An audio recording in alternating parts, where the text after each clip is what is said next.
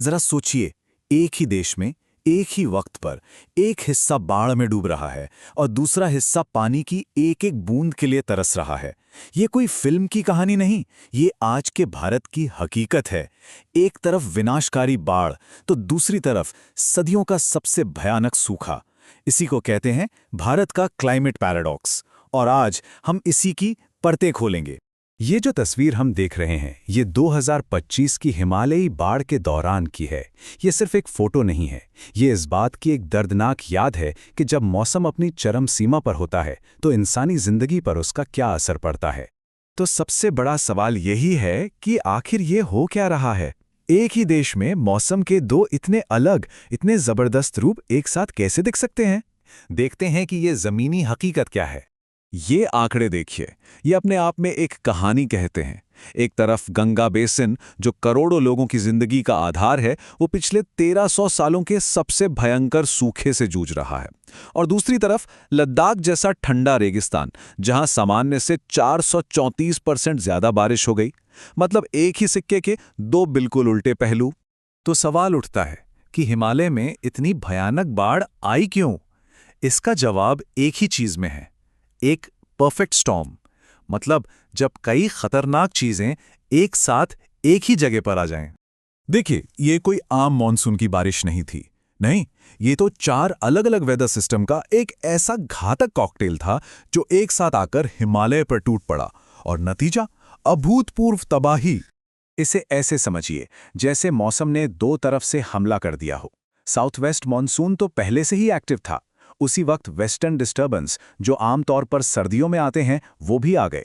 ऊपर से अरब सागर से नमी वाली हवाएं और बंगाल की खाड़ी से लो प्रेशर सिस्टम, इन चारों ने मिलकर तबाही का एक पूरा नुस्खा ही तैयार कर दिया। और इसका असर जरा सोचिए। हिमाचल के मंडी जिले में सिर्फ 24 घंटों के अंदर सामान्य से 2000% ज्यादा बारिश हुई। 2000%। ये कोई मौसम की रिपोर्ट नहीं लगती, ये तो ऐसा है जैसे आसमान ने जमीन के खिलाफ जंग छेड़ दी हो। चलिए अब सिक्के के दूसरे पहलू पर नजर डालते हैं, सूखे पर। क्या ये हमेशा से होता आया है या फिर इस बार कुछ अलग है, कुछ ऐसा जो पहले कभी नहीं हुआ? इसका जवाब हमें मिलता है पेलियो क्लाइमेटोलॉजी से। ये एक ऐसी साइंस है जिसमें वैज्ञानिक, आप कह सकते हैं, क्लाइमेट के जासूस बन जाते हैं।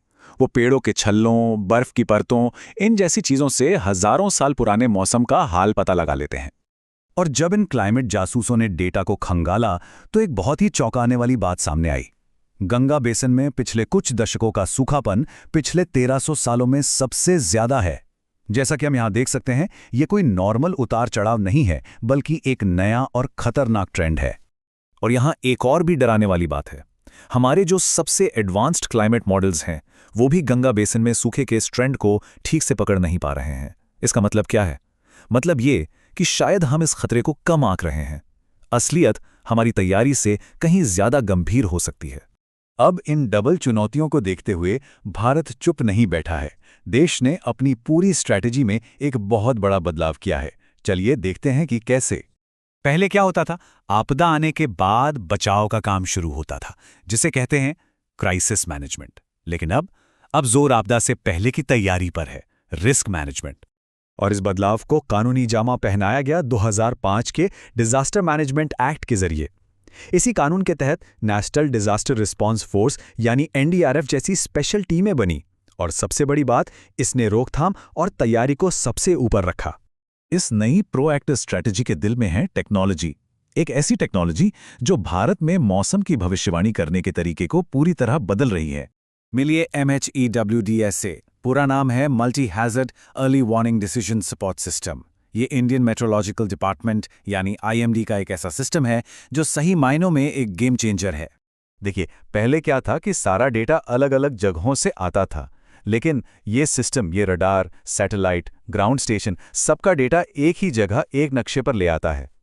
इससे जो एक्सपर्ट्स हैं उन्हें पूरी तस्वीर साफ दिखती है और वो ज्यादा सटीक भविष्यवाणी कर पाते हैं।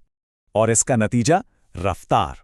पहले जहां चेतावनी तैयार करके जारी करने में 6 घंटे लगते थे, अब वही काम सिर्फ 3 घंटे में हो जाता है।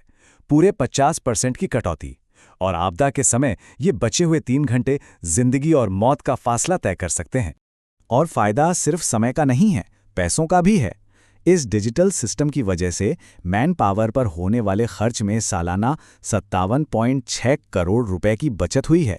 तो इन सब आंकड़ों, सिस्टम और साइंस का आखिर मतलब क्या है?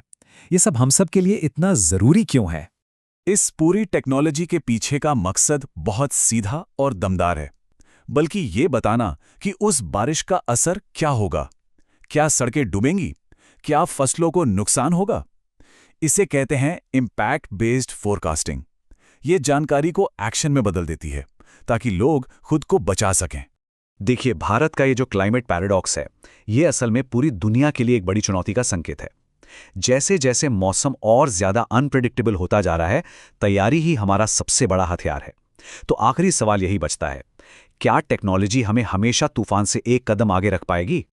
अगर ये वीडियो आपको पसंद आया हो तो लाइक जरूर करें, शेयर करें उन दोस्तों के साथ जिन्हें यूपीएससी, लॉ या जनरल नॉलेज की तैयारी करनी है। और हाँ, सब्सक्राइब करें। आप अपने सुझाव या सवाल नीचे कमेंट में लिख सकते हैं।